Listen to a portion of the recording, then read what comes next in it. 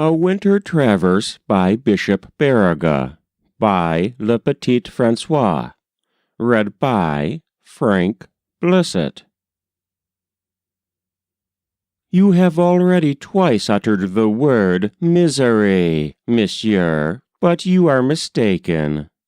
It is now summer, and there is a superabundance in the country, and naught but joy and festivity. You ought to travel here once in winter, and then you might use the word. You ought, for instance, to have traveled, like your reverend friend did once, whom the angel of sleep now holds so gently in its arms. Look ye when he was living, some few years back, at his church in Ant's Bay, and was busily writing that book you always have in your hand, the Ojibwe lexicon, which he collected as busily and gladly as the bee does honey.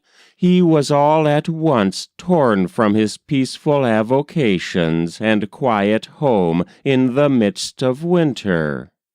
Business compelled him to make a long voyage to a distant Indian parish, which was also under his management. He was away for 2 months over ice and snow.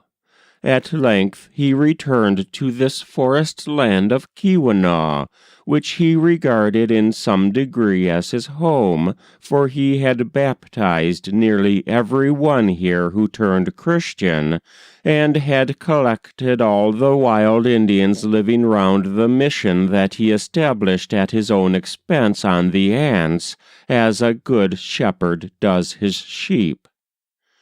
He had scarce reached the shore of our peninsula ere he at once buckled on his snowshoes and ran through the forests and over the mountains, which you crossed today with such difficulty, for he longed to be back at his church, his writing desk, and his half-finished lexicon. Like you, he reached Beasley's hermitage at nightfall, but Beasley was not living there during the winter.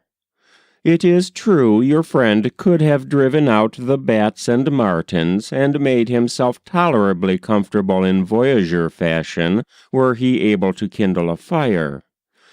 But he reckoned that if he did not cross the lake during the night and reach my hut, he could not sit the next day over his lexicon. The lake was covered with ice and, unfortunately, with deep snow, while a cold snowstorm blew in his face from the south. Everything seemed to advise him to stay and spend the night at Beasley's lonely hut, but his burning zeal urged him to continue his journey and face wind and storm. Ah, misery, monsieur! Now I tell you, it is no trifle to make these 15 miles of lake journey to my hut, which you traversed today so pleasantly in a canoe, under 20 degrees of cold, through loose snow, and with a stiff wind in your teeth. Even for an Indian it is a hazardous feat, especially if he has no compass, and, besides, has not eaten a morsel or drunk a drop the whole day through. The worst was that the snowshoes would not glide along properly, as the snow was very deep, granular, and shifting. A traveler will endure any fatigue so long as he sees he is advancing, but when you are working so with your feet, slipping and stumbling, and the snow sinks in like wool and piles up before you like the sand of the desert, and you lay in vain to steer a zigzag course to get out of the holes and drifts, oh, then matters are really bad. The air is gloomy and thick.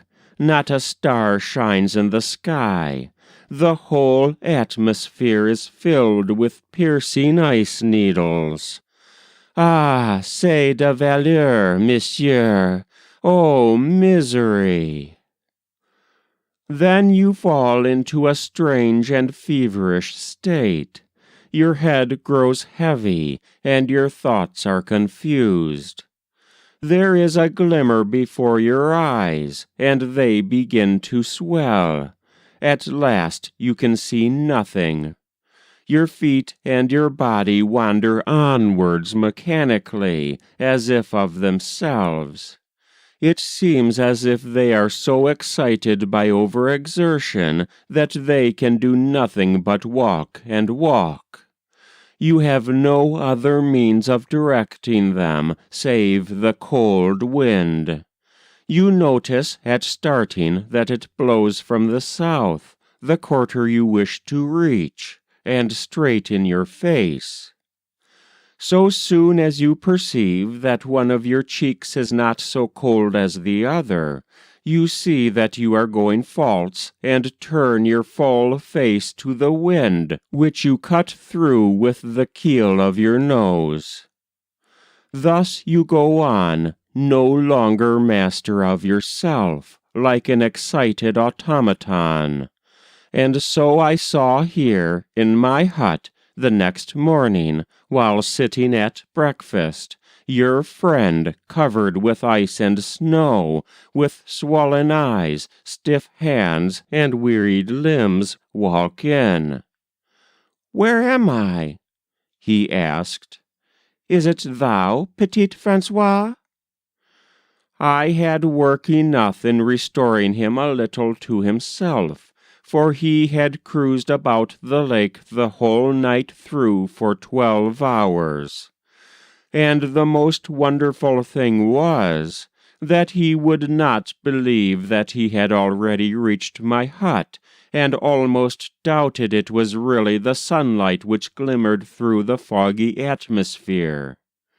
He said it was as easy for him to think he had spent only a few minutes on the lake as a much longer time. It was all to him as a dream. Yes, monsieur, I believe it was time to have him among us. Such snowstorm dreams are followed close by death. It seemed to him most unendurable that he could not reach his church and lexicon the same evening, but must wait till the morrow. We were obliged to nurse him a little during the night. That was A Winter Traverse by Bishop Baraga, by Le Petit François, read by Frank Blissett.